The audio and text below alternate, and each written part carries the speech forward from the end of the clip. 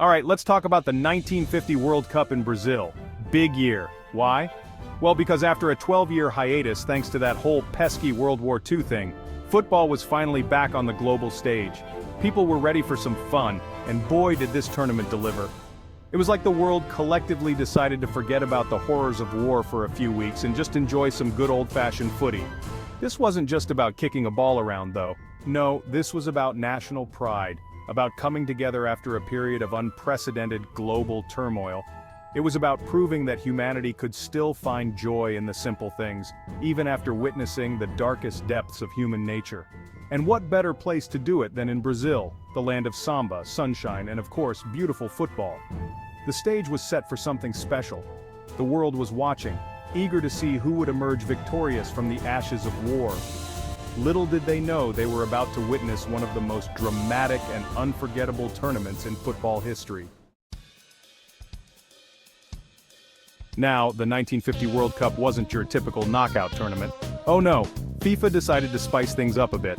Instead of the usual single elimination format, they went with a kind of round-robin group stage followed by a final group stage. Think of it like a multi-level marketing scheme, but with fewer lawsuits and way more goals.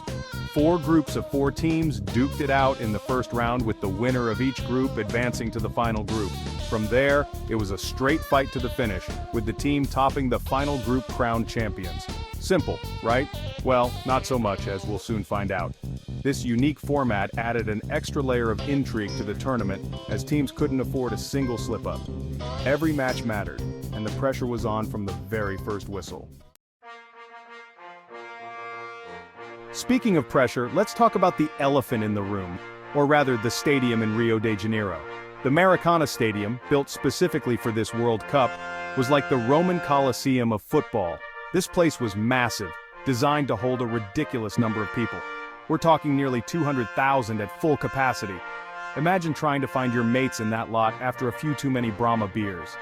The atmosphere inside the Maracanã was electric. A cacophony of noise and color that could intimidate even the most seasoned professional. It was a cauldron of passion, a concrete jungle where dreams were made and broken. And for the Brazilian team, it was supposed to be the stage for their coronation as world champions. Spoiler alert, things didn't quite go according to plan. Ah, the Maracanazo. Even if you don't speak a lick of Portuguese, you can probably guess that this word doesn't exactly scream joyous celebration. Nope, the Maracanazo is a term etched in Brazilian football history with a mixture of pain, disbelief, and maybe a dash of existential dread. It refers to the final match of the 1950 World Cup, where Brazil, needing only a draw to clinch the title, faced off against their South American rivals, Uruguay. The stage was set for a glorious victory lap for the hosts.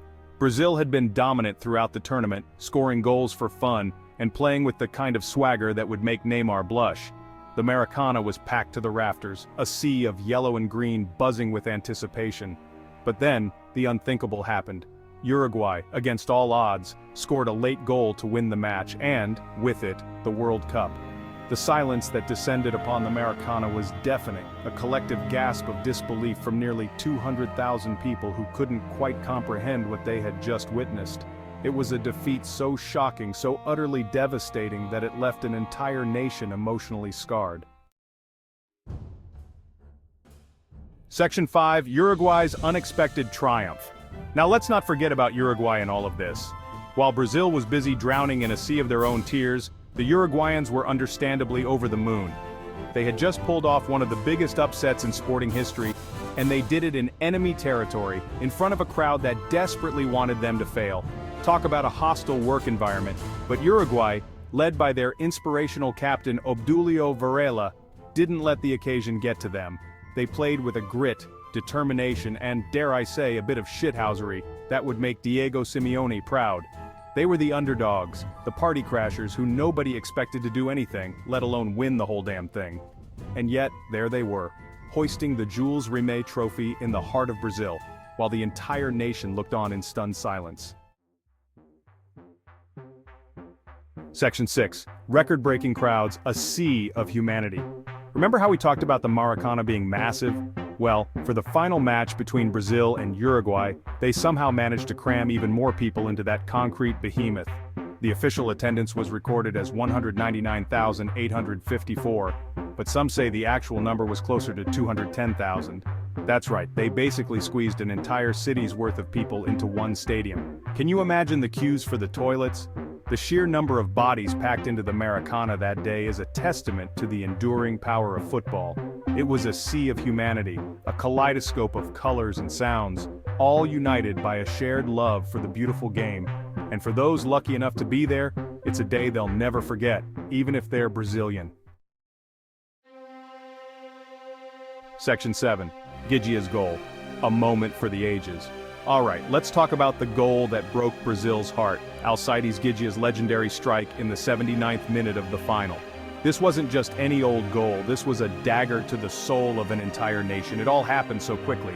A swift counterattack, a perfectly weighted pass, and suddenly Gigia found himself one-on-one with the Brazilian goalkeeper Barbosa.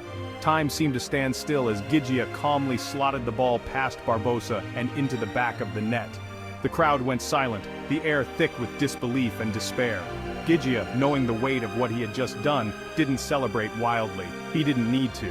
His goal had spoken volumes, silencing an entire nation and etching his name into football folklore.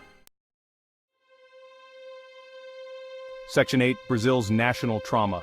For Brazil, the 1950 World Cup final wasn't just a defeat, it was a national trauma. It was a collective punch to the gut that left an entire country reeling in shock and disbelief. Imagine the worst breakup of your life. Multiply that by about 100 million, and you might start to understand the depth of Brazil's pain. The defeat had a profound impact on Brazilian society, shaking their confidence and forcing them to confront the fragility of their own national identity. It was a loss that transcended sport, becoming a defining moment in Brazilian history. The Maracanazo became a symbol of failure, a cautionary tale about the dangers of overconfidence and the fickle nature of fate. It took years for Brazil to recover from the psychological blow of 1950, but when they finally did, they emerged stronger, more determined, and ready to reclaim their place at the pinnacle of world football. Section 9. Uruguay's finest hour. On the other side of the emotional spectrum, Uruguay's victory in 1950 remains their proudest sporting achievement. It was their second World Cup title, adding another glittering chapter to their already impressive footballing history. For a nation of just over 3 million people at the time, toppling giants like Brazil on the world stage was a truly remarkable feat.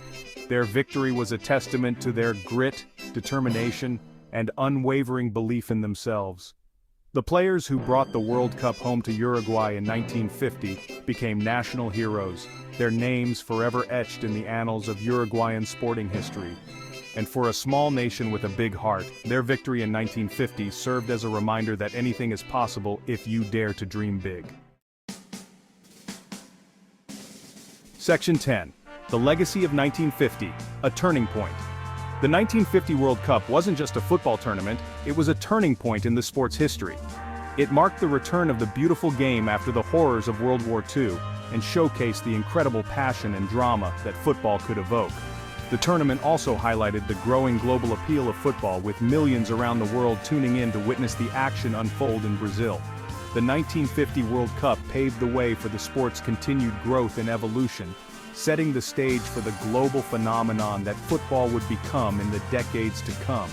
It was a tournament of firsts, of upsets, and of unforgettable moments that would be debated and discussed for generations to come. Section 11. A world captivated the enduring allure of the beautiful game. So there you have it, the 1950 World Cup in Brazil, a tournament full of drama, heartbreak, and ultimately, the triumph of the human spirit. It was a reminder that even in the face of adversity, even after witnessing the worst of humanity, we can still find joy and inspiration in the simple things, like a group of 22 people chasing a ball around a field. And that, my friends, is the enduring allure of the beautiful game.